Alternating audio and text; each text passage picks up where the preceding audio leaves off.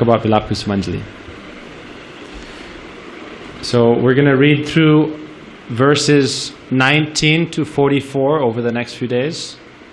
Verses 19 to 44 of Vilap Kusumanjali all talk about how Raghunath Das Goswami desires to serve Srimati Radhika as Rati Manjari in a very intimate way by helping her prepare her, like massage, give massage before bath, wash her feet, give her a bath, dry her body with a soft towel, then dress, after dressing her with a beautiful blue sari, giving different ornaments, giving necklace, giving tilak, giving bindi, giving sindoor, giving nose ring, giving earring, giving a pearl, giving a dot of musk on the chin, giving different bracelets and armlets and a belt, mekhala, giving ankle bells, drawing beautiful designs, giving fragrant oils and scents, giving beautiful garlands.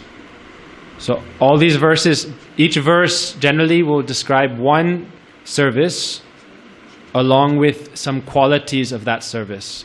Meaning he'll pray like, oh, I will give you earrings like a chakra, like a disc, and they will be able to capture Sri Krishna, who is very restless.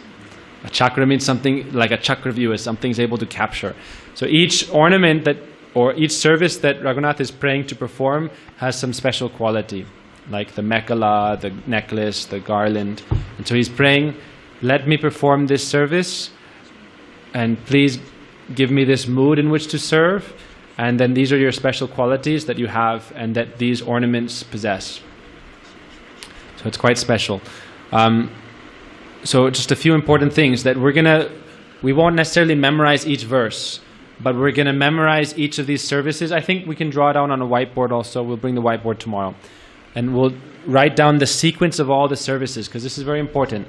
This is the longest portion of Vilap Kusumanjali on one topic. So all the way from 19 to 44, he's talking about Shringar Seva. Not just Shringar, but bathing, dressing, Shringar, all these things, decorating. So these services are very sweet and intimate. And this is in Archan, what we do for deity worship. Like when we offer Bhoga or do Arti, Arti can be part of Archan also. And offering Bhoga, but generally, like the regular Artis and Bhoga is a separate thing. But Archan means this personal service, personal worship. So first, there's different types of Archan. One kind is like with 16 paraphernalia, Sodasa Upachar. One is with 5 kinds of paraphernalia, according to how elaborate you want to do it. When we bathe Shalagram and Giriraj in the morning, then we're performing elaborate worship. And we may not have each ingredient, but we invoke the ingredient by the mantras and by Manasi Seva. So that's what we want to talk about here is Manasi Seva. And in order to enter Manasi Seva, which means serving internally in the heart and mind, we need to also do it physically because it helps us become internally engaged. Like if we don't physically go on parikrama of the holy places regularly, we won't get the mental impressions to be able to go there mentally. So that's why it's very important to do it physically as well. So all these things we're learning now is a way to serve Srimati Radhika directly. It's a direct roadmap, you could say. And that's why it's important to memorize these different services, because these are part of our aspiration, how we want to directly serve. And when we serve the deities, we also do this similar kind of worship. It's Vaidhi Marg Upasana, when we worship the deities with regulative rules and regulations. But when we are doing it in Manasi Seva, this can be like Bhav Mai, with great mood and love. So when we are serving, it's said that when we chant our Gayatri mantras, then at that time, when we chant each mantra, we should be performing archan internally to each deity of the mantra. And so we perform a similar sequence of worship. So for men, when we chant the Brahma Gayatri, at that time it's said by Vaishnavas, Brahma Gayatri is actually worshipping Srimati Radhika. So we can worship Srimati Radhika during the time of chanting the Brahma Gayatri. Externally, the Brahma Gayatri is offering like glorification to the absolute truth and it representative, the sun god. But actually we hear that in the deepest essence, it's referring to the Shakti of the Lord, the divine potency of the Lord, who is Srimati Radhika. So we worship her. And it said, now the Didi form is given so that we can worship the Didi and make a direct connection with the Didi. But there are 8 kinds of Didi. One kind of Didi is that Didi that is contemplated in the mind. And if you can develop the ability to internally worship the Didi, then that can very quickly transfer to worshipping directly the personality. Because ultimately we need to make a connection in the heart and the mind. The physical connection is not going to be enough if our mind is elsewhere. So in order to make that heart-to-heart connection, we need to start engaging the mind. But first, in the preliminary stage, Guru and Vaishnavas give the Didi to worship. And Didi worship is therefore very important. Raghunath Das Goswami says, Shraddhaya Shri Murtir Sevan. With faith, you should serve the Didi. This is one of the most important 5 limbs of devotion that Rupa Goswami gave. We heard before, right? Mathurava Sadhu Sangha Nam Kirtan Bhagavat Shravan Shraddhaya Shri Murtir Sevan. So then, how do we serve the Didi? So what Raghunath is praying, it said if we have, like for example, a Didi of Radharani and Krishna, when we worship Radharani, we can pray with these verses, or if we have not memorized that, we should at least memorize the different services and moods. And when we worship the Didi, we can pray with these. So Raghunath prays to massage Srimati Radhika. So when we are doing the service of the Didi, we should also engage our mind in that service. This is very important. So we can, because if we are praying with these verses of Raghunath, for example, then Raghunath's moods will come into our heart. If we pray to Raghunath, when we sing these bhajans to Bhaktivinoda, to Narottam, or these prayers, we pray to the writer that their moods will come, so we can develop their moods. Rupa Goswami says, Brajalok Anusarataha, which means follow the moods of service of those Brajabasis who you wish to serve in the same rasa of. Which means, if you want to serve as a Manjari, you have to pray to those Manjaris who have prayed to Srimati Radhika, prayed with those same verses, and then you can develop their moods. Then the Shuddha Sattva can come in your heart. Shuddha Sattva means that pure eternal mood that is in the heart of the eternal associates of Radha Krishna. And since we are conditioned souls, if we want to go to that world, we have to develop these moods. And the way to develop these moods that they have is by praying to them, by taking shelter of them, and then gradually, by their grace, this can come into our heart. That's Shuddha Sattva Viveshesh Atma. That's the ray of divine love, of prem. So therefore we follow Raghunath Das Goswami in these verses. So what we can do is, now when we are serving the Didi, ultimately we want to come to the stage that it's completely internal. Meaning, it's not like we're just externally massaging the Shalagram or Thakurji and then getting on with our life. We want to build a heart-to-heart relationship with them. And once it comes into your mind, meaning once you have developed the internal Didi and are worshipping them there, then you can be anywhere and at any time, any place. You can be in prison, or you can be jailed up somewhere, but no one will be able to stop your puja. Maybe you're worshipping the Didi, but then you get kicked out, or something happens. But if you have this internal beloved Lord in your heart, then no one can take that away from you. You can be in the most horrible situation, but then you'll be able to go internally and be with your beloved Lord there. So this is the process of Didi worship. We're doing the Didi worship so that we can come internal. It's said that not everyone in the temple can serve the Didi, so then what are they supposed to do? So when you chant your Gayatri Mantras, we're coming out with a book soon about the Gayatri Mantras and Harinam. And specifically, the Acharyas say that when you chant your Gayatri Mantras given by Guru, then you worship each of the deities who are the personified deities of the mantra. So Guru Gayatri, you meditate and worship Guru. Wherever Guru is present, if he's not physically present, then you go to his Samadhi or his Bhajan Kutir, and you meditate on the personal form of your Guru, and then you will serve them with all these different types of paraphernalia. And we're going to hear about these types of service that Raghunath does. Then Gauranga Mahaprabhu, Krishna, Srimati Radhika, we worship them all very intimately. And it's a very sweet, intimate thing, you know? Like a mother may bathe her child, but generally you don't see someone bathing another person. It's not. A mother may do for her child, or wife and husband or beloveds, they may do like that.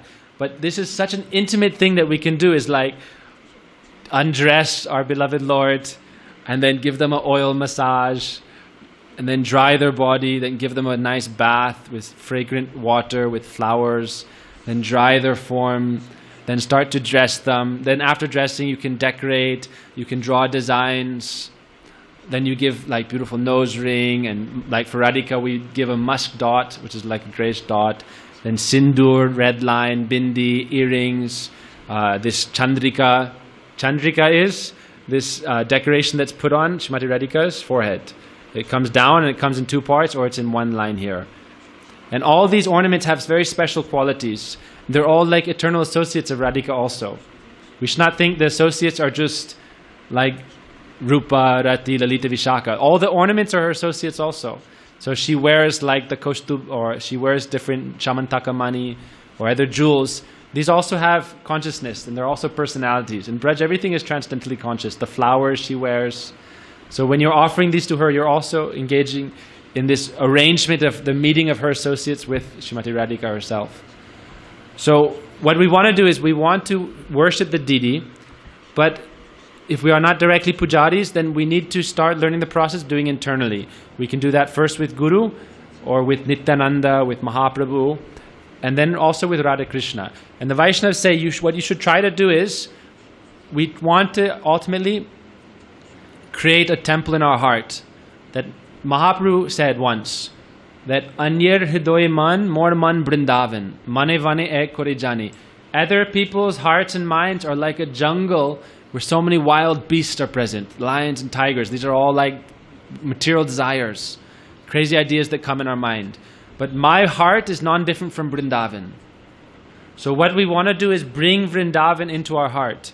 People say, they wear t-shirts, I lost my heart in Vrindavan. But we want this to become fact. That not that we lost our heart in Vrindavan, but that Vrindavan entered our heart. And then we can stay in Vrindavan. Rupa Goswami says, Tistan braje tad anuragi jananugami. You should stay in Braj under the association of those who have divine love, anurag.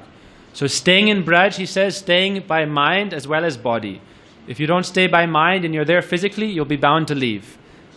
And if you're outside in bad association and you think, I'll remember Braj, then this bad association will end up taking you away. But if you're always praying, even if you're in bad association, like Prahlad was surrounded by demons. But because his heart was the temple of Krishna, then nothing could harm him, nothing could touch him. That's also why Prabhuji always in the morning he's talking about Harinam now. If we don't chant Harinam, then we're not going to be able to build the temple in the heart. So we have to chant Harinam. And part of the reason we are told to chant so much, Prabhuji now is like saying, oh, every day I'm not happy with 1 lakh. For many years I've been doing 1 lakh, now 2 lakh, 3 lakh. Why? Because this is showing that I'm finished being distracted in this world. I have no other duties now. I only have this duty of developing a loving relationship with you and going to your realm and being with you. I have nothing else I need now. I'm only chanting Harinam. When we are ready to chant Harinam day and night, that means we are ready to give up all attachments and relationships with this world and go there to Krishna. That means as long as we are now, oh, I don't have time to chant, or I have this responsibility, that responsibility, we're not ready to go to Krishna. We have responsibility given by Guru and Vaishnavas, but ultimately the topmost responsibility is Nirantar Nam Kirtana, continuously chanting of the holy names. And that will be the rope that pulls us to the spiritual world. That rope in our bead bag. And we are holding the feet of Vrinda Devi, and we are pulling the rope. Why we are pulling the rope? Because this is like we're pulling ourselves closer to the spiritual world. With each pull, with each bead, we're trying to pull ourselves closer to the spiritual world. So we are trying to build that temple in the heart. And you can do that by meditation. Everyone around the world is like fanatic about meditation. But when they meditate, they say, what do you meditate upon? Okay, just kind of close your eyes and think of nothing, or trying to relax. So this is because their philosophy is based on nihilism, negation, or shunyavad. They don't have any personal philosophy. They don't have any higher realization of the absolute truth. So then they think, okay, just meditate on nothing, or meditate on success, or this or that, or meditate on they say meditate on your body parts. So they're so attached to the body, okay, meditate on your feet, your toes, your hand. If you listen to guided meditation for relaxation, they'll say, okay, meditate on your toe, your knee, your stomach, your arms, your third eye. But they don't say meditate on Radha Krishna and in Vrindavan and serve them. So we're trying to reach, and the thing is that is real. If you see Vaishnavas who are peacefully, they can peacefully sit in one room day after day, year after year, because they're not just in the room externally. In their internal body, the spiritual body, they're in Vrindavan, serving there. Raghunath was sitting in Radha Kund, in one place, in one kunj. But then we hear the verses how he's saying, oh, I'm in the rasa dance. Radhika's asking me to fix her bell, ankle bell. Oh, now Radhika's asked me to bring her meghala. Okay, now Radhika's telling Krishna doesn't know how to serve me properly. He should move over. You should show him how to paint my feet. So really he is there. Srinivasacharya, he was in Radha Krishna's holy pastimes of throwing colors. And he was just sitting in his room. And then his disciples saw that their Gurudev, all of a sudden, he was covered in colors. And his whole cloth was covered in colors. And they said, how is this possible? He said, oh, actually, I was in holy. And now, when I came back from my meditation, all my cloth is covered. So we should not think that's imagination. So if we develop Manasi Seva, it said you can create this in your mind. In the mind, there's no limitation. Physically, there are many limitations. And physically, ingredients in Kali Yuga are not pure. In Dwapara Yuga, you worship the deity, that's prominent, archan, external worship. Treta Yuga, doing sacrifices. Satya Yuga, doing just ordinary meditation. But in Kali Yuga, chanting Harinam and then doing Manasi Seva. Mahaprabhu said, Amani manad hoy Krishna naam sadalabe, braje Radha Krishna, Manasi Seva koribe. Be humble, don't desire respect, offer respect to others. Always chant the holy names while serving Radha Krishna in the mind. You could say that's the essence of all Mahaprabhu's instructions put together. Raghunath, when he came to Puri, again he asked Mahaprabhu, what should I do? What should I do? Again and again he asked. And Mahaprabhu said, ask Swarup Damodar. But finally Mahaprabhu gave him one instruction. Amani manad hoy Krishna naam sadalabe, Radha Krishna manasi seva koribe. Respect others, don't desire respect, chant Krishna's naam continuously while worshipping Radha Krishna in the mind in Braj. So the way we do that is we can create Vrindavan Dham in our heart by meditating and by invoking the personalities and creating that place. By meditation, when you're chanting, you can create, start very simple. Like if you're trying to build something, if you're trying to build a temple, you don't build a temple like first you don't build the tower on the roof. Or first you don't install the deity. First you'll excavate the ground. Then you'll lay the foundation stone. Then you'll build the foundation pillars in the ground. You'll clean the area. Then you can gradually build the temple. So if you want to build the temple in the heart, then the way you do it is it has to be a very gradual process. First you have to clean the heart of all these crazy ideas and desires. Like when you want to build a temple in a jungle where there's thorns and stones, first you got to clean the stones out, the thorns out, right? So you try to clean your heart of all these different desires and attachments and realize this is my true relationship. Everyone's searching for love and relationship, but if I want to be satisfied in love and relationship, then that internal relationship with Krishna will be my life and soul, and it will take me to the spiritual world where I will also have a spiritual body. Okay, so we clean the heart, then we can start building a temple in our heart. And you can do this. It said Swami Prabhupada, for many years, his Gurudev told him to preach in the West, to build temples, to serve Radha Krishna. So it said, Prabhupada likes to say, for 40 years, every day he would do Manasi Seva, which means in his mind, he would build a beautiful temple for Radha Krishna. And he would make very beautiful golden altars, gold temples, and sandalwood like temple for Radha Krishna, also arches, and very beautifully worship and dress the lords and serve the lords. And he did this for so long. It said if you learn to perfect Manasi Seva, internal service, then this will be bound to manifest physically as well. So we see hundreds of temples have been manifest by the power of Swami Prabhupada's Manasi Seva. Every day worshipping and serving the Lord in the heart. No one can steal that away from you.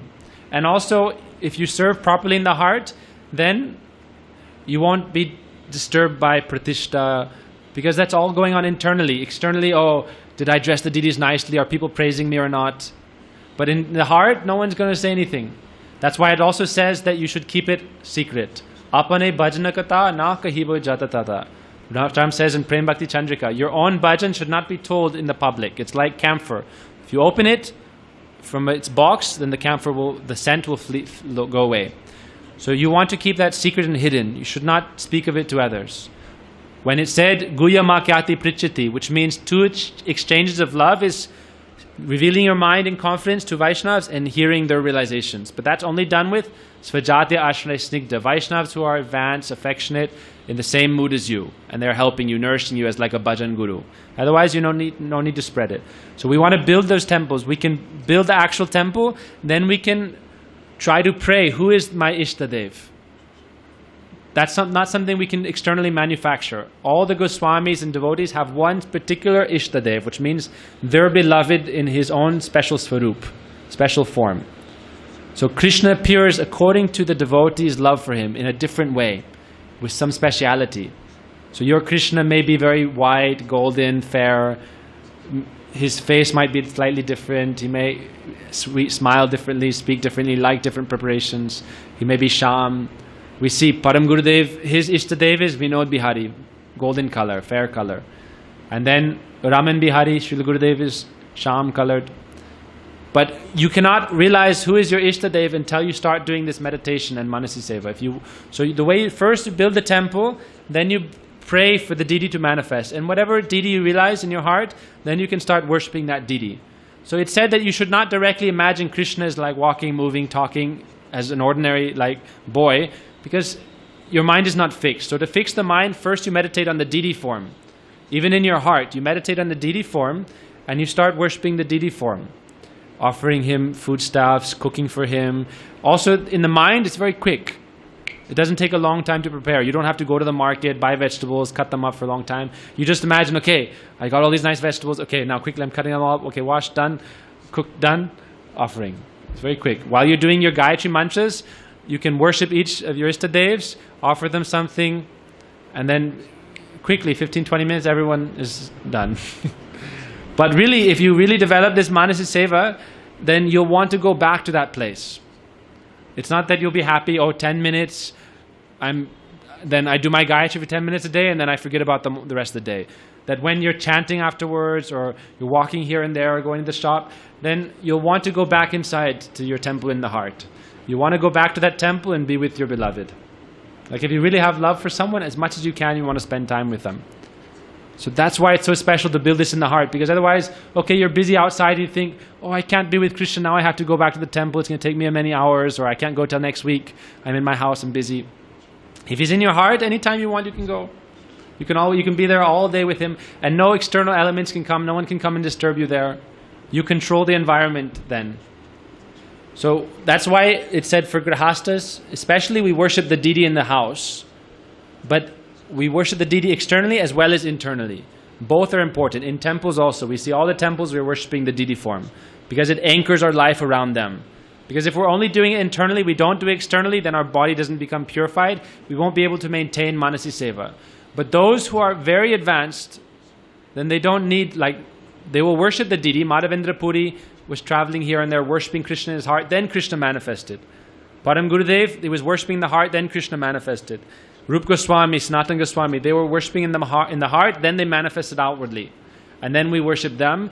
We worship those deities that they manifested so that we can develop our internal relationship with the Lord. So when we read Vilap Kusmanjali now over the next few days, we read these verses, we want to try to memorize these ways of service and then start to apply them. Ultimately, if we don't apply this in our life, then hearing and speaking will be useless.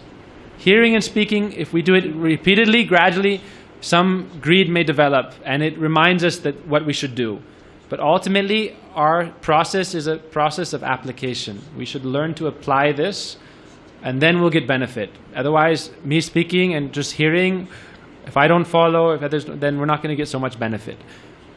And we may not be able to do this continuously, but at least we try to dedicate a little bit of time to doing this. And then certainly it will start to bear fruit. When we first plant a seed, the first day you plant a seed, you don't get a fruit. You don't get a mango the day you plant a mango seed.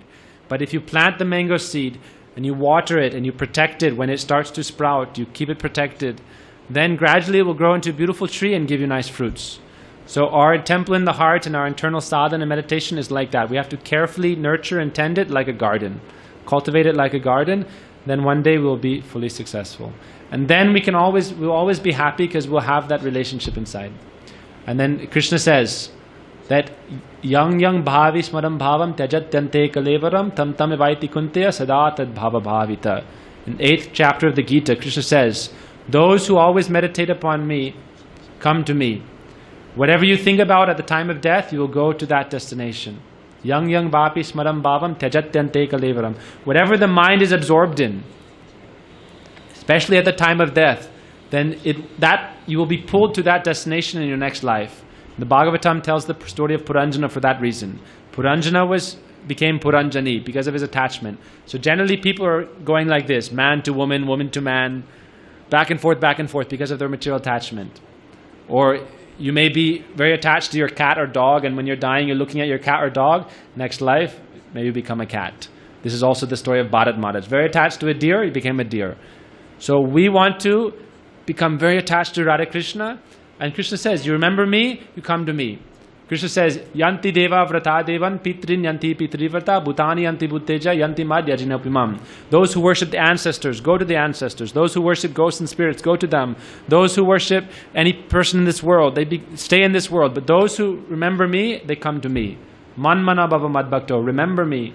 So that's why we're doing this, because we have to engage the mind like this in Manasi Seva, and then we don't have to fear. It definitely will be very soon with Sri Krishna, okay?